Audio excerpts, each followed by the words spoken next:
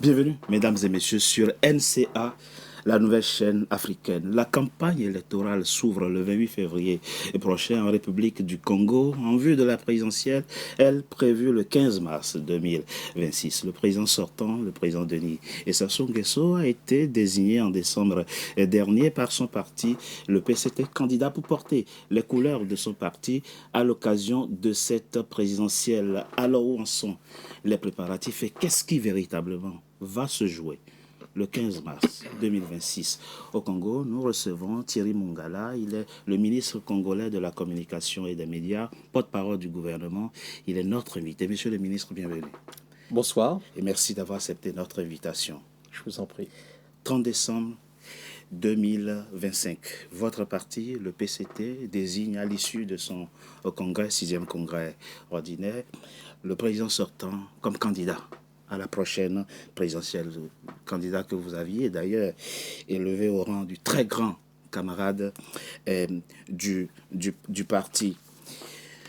D'abord, comment abordez-vous cette présidentielle dont la campagne électorale s'ouvre dans quelques jours?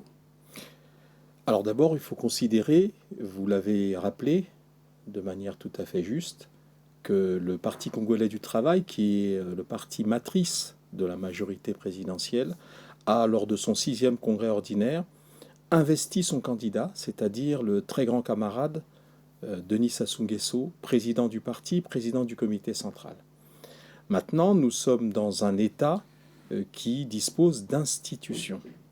Ces institutions ont engagé le processus électoral, comme vous le savez, avec le processus de dépôt des candidatures, qui va se conclure, pour ce qui concerne la date limite de dépôt, le 12 février.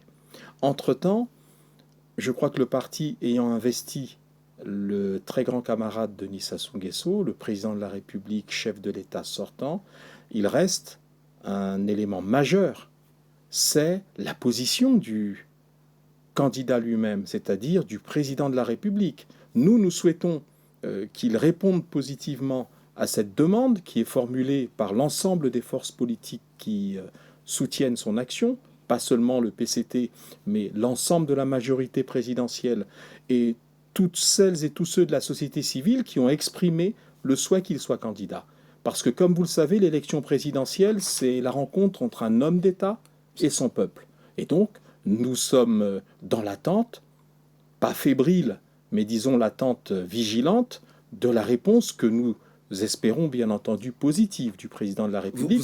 C'est donc l'étape suivante. Vous avez des doutes, monsieur le ministre? Absolument pas, dans le sens où nous savons que le président de la République est un homme de devoir, un homme à la haute conscience des responsabilités qui sont les siennes à un moment critique pour l'histoire du monde, pour l'histoire de l'Afrique, pour le devenir de la sous-région.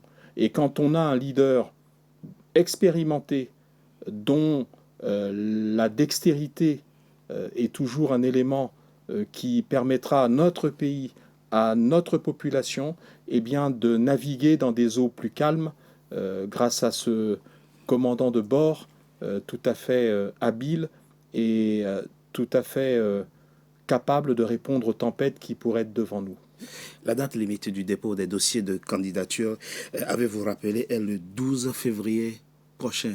Et cette présidentielle sera ouverte, libre, de façon à ce que tous les Congolais, qu'ils soient de l'opposition ou proches de vous, aient la possibilité d'être candidats, de se porter candidat à cette élection. Alors, il faut savoir que je suis un membre de l'exécutif du gouvernement et le gouvernement, en tant qu'organe politique, n'est pas partie prenante dans le processus de sélection et de désignation des candidats qui vont concourir à l'élection présidentielle. Nous sommes, vous et moi, de ce point de vue-là, des observateurs. Il y a des administrations et des organes auprès desquels les candidats potentiels doivent déposer leur dossier.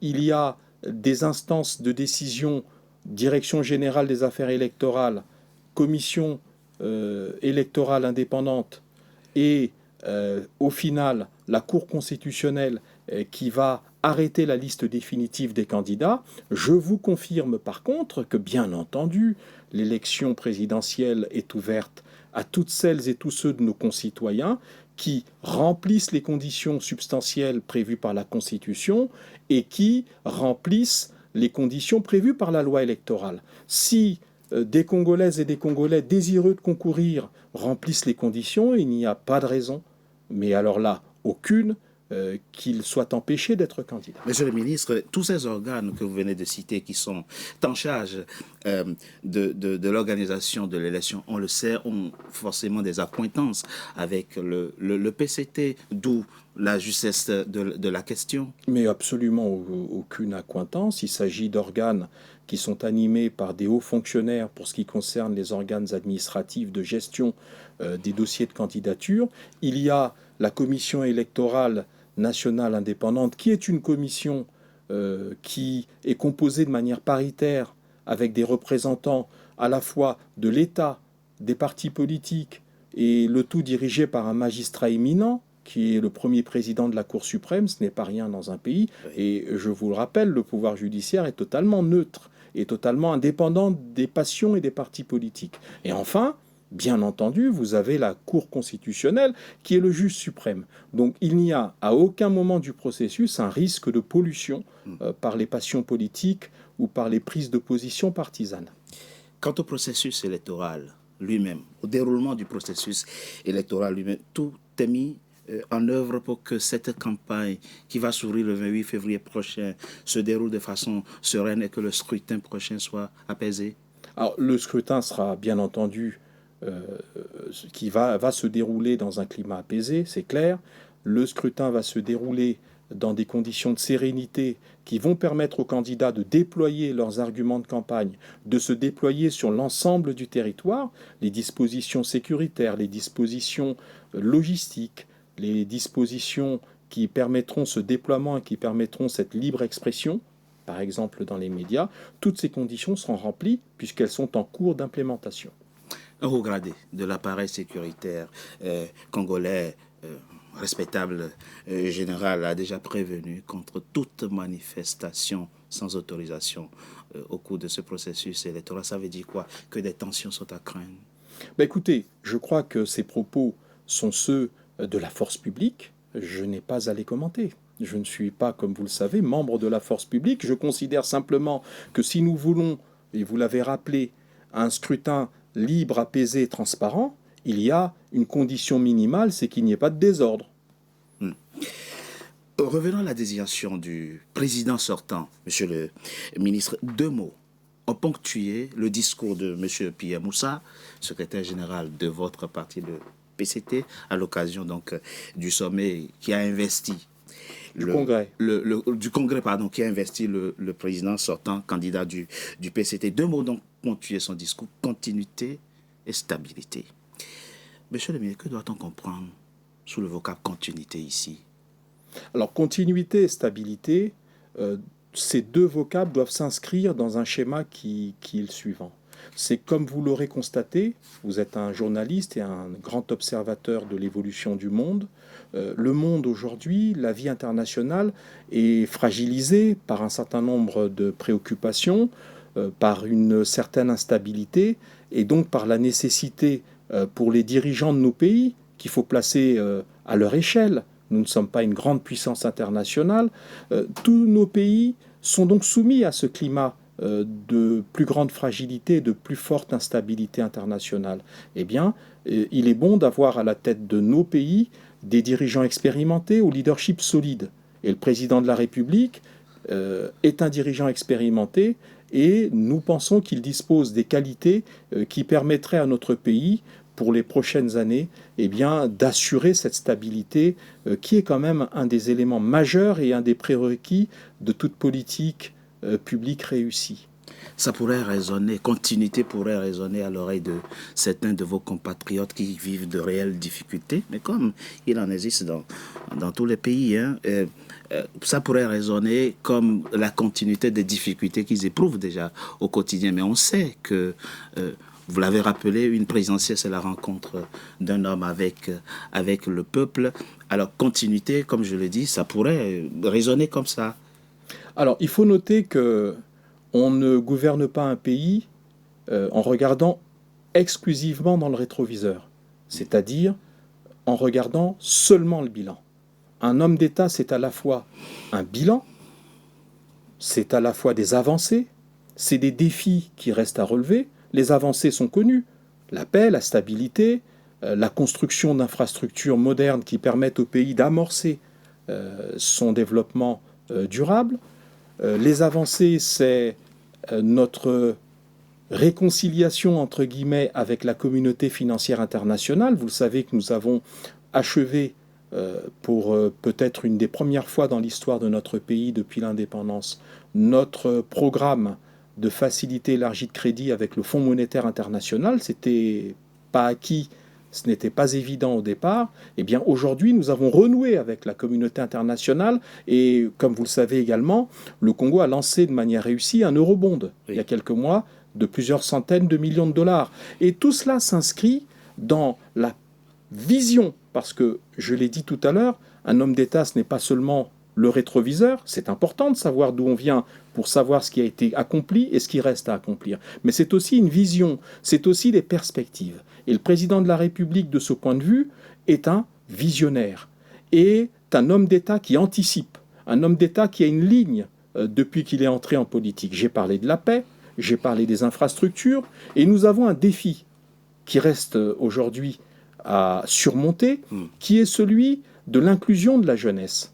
Ce mandat qui va s'ouvrir si les populations congolaises accordent au président de la République, s'il est candidat, nous le souhaitons bien entendu, la confiance nécessaire, sera un mandat de perfectionnement des dispositifs qui ont déjà été entamés, amorcés, d'inclusion économique, sociale de notre jeunesse. Parce que nous ne pourrons pas exclure durablement et sans dommage les 3/4 de notre population. Nous devons faire le nécessaire pour que les politiques publiques qui vont démarrer dans quelques semaines, avec un président ressourcé, régénéré, ces politiques publiques doivent être axées, mais quasiment à 100%, sur la satisfaction des besoins de la jeunesse.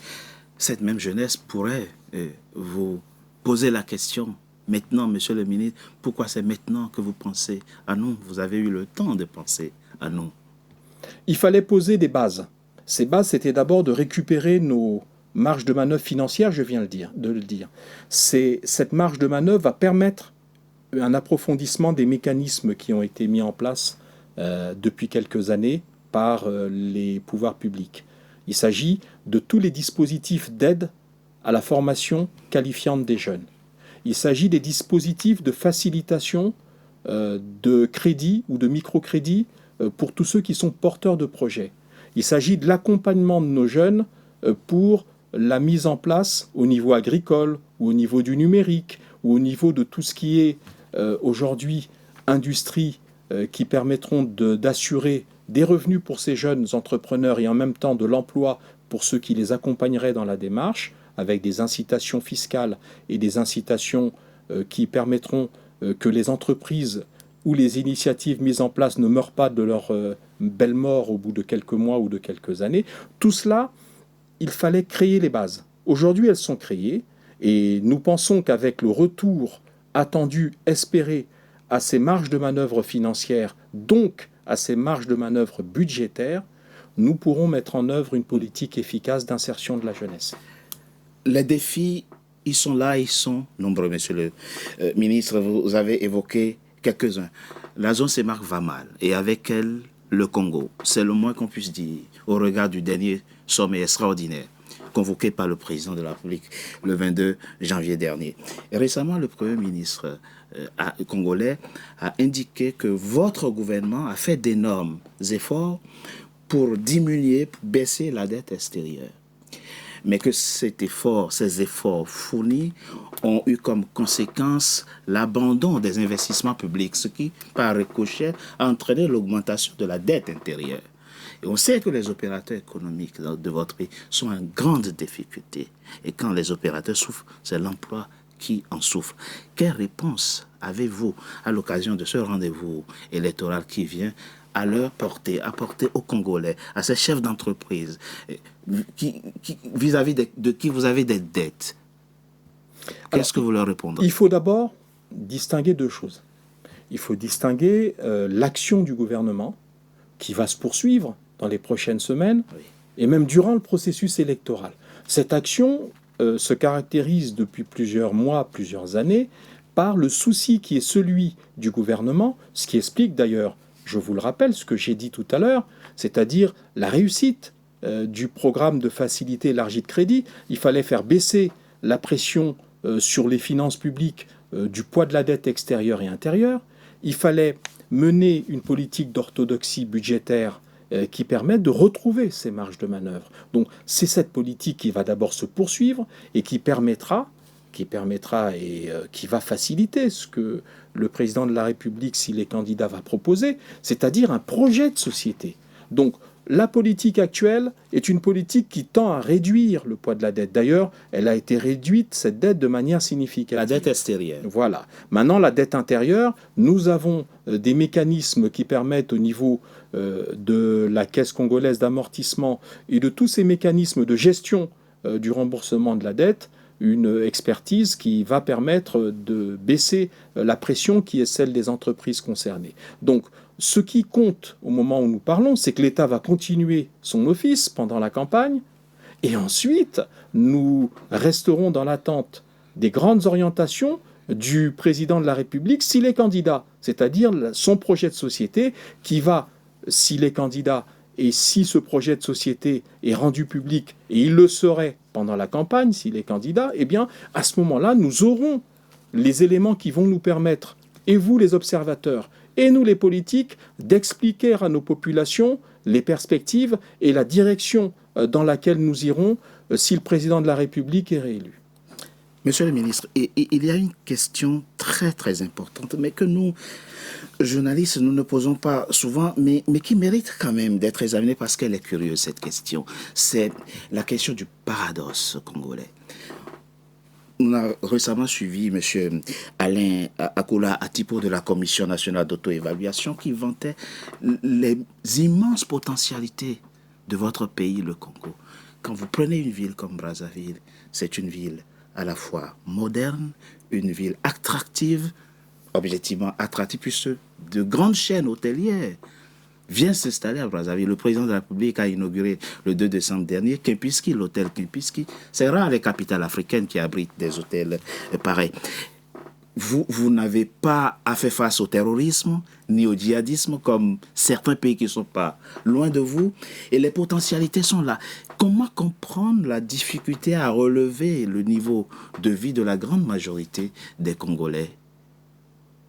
Alors bon, là je vous trouve un peu sévère parce que votre question répond en réalité à la nature du défi qui est à relever Oui. Pour les prochains mois et les prochaines années. Vous le dites bien, le Congo dispose du potentiel, le Congo dispose des atouts, Oui.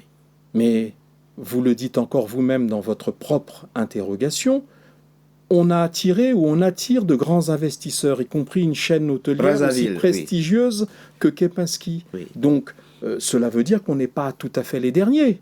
Cela veut dire qu'il y a quand même une certaine attractivité. Oui. Mais bien entendu, nous devons vivre avec la réalité. Nous devons vivre de manière tout à fait concrète pour répondre au fur et à mesure aux besoins de nos compatriotes. Nous avons des défis. Le président élu qui va prendre ses fonctions dans quelques semaines, une fois son élection assurée, aura des défis parmi lesquels le renforcement du climat des affaires, son amélioration. Parce que des investisseurs soient déjà séduits maintenant par le climat de paix, de sérénité et la stabilité du pays, doit être renforcé en termes d'attractivité par des mécanismes juridiques, fiscaux qui doivent agrandir nos perspectives, les améliorer et permettre que pour des projets structurants encore plus importants que l'industrie hôtelière, eh bien, nous ayons des investisseurs. Parce que je vous le rappelle, Oui. vous parlez d'investissement public dans votre question précédente, Oui. en disant qu'ils étaient quasiment à l'arrêt.